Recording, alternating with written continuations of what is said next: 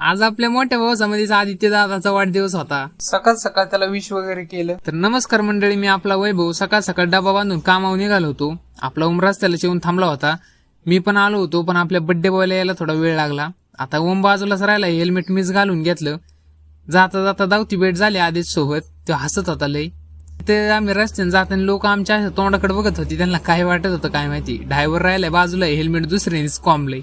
तर आपल्याला दुकानात उतरवून ओमच्या हेल्मेटला काय झालं काय माहिती. तो हेल्मेट बघत होता. बघता बघता त्याने त्या हेल्मेटची पर काचच काढून टाकली. दुकान उघडून बसलो, साफसफाई झाली. तेवढ्यात आपला चिकूबाई आला समोर पेपर वाचाय. तेवढ्यात रांच पण आलता. तर ही मशीन असल्यामुळे आपल्याला ना झाडूला हात लावायची गरजच लागत नाही. एकदा बटन दाबल्याने अख्खा हवेने कचरा निघून जातो.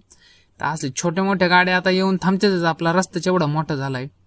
तर फिटर एवढं न्यार काय बघतात म्हणून बघाय गेलो, तर इथं स्ट्रेटनिंगचा खेळ चालला होता.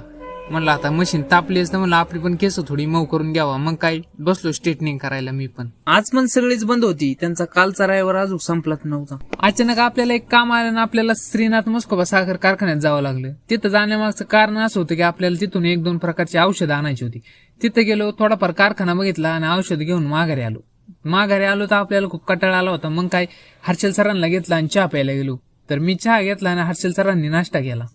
तर आजच्यासाठी एवढंच. तर तुम्हाला आपला हा मिनी ब्लॉग आवडला असेल तर लाईक, कमेंट आणि शेअर करायला विसरू नका. आणि आपल्या पेजला फॉलो करून ठेवा. आपले असेच मिनी ब्लॉग तुमच्यापर्यंत पोहोचत राहतील.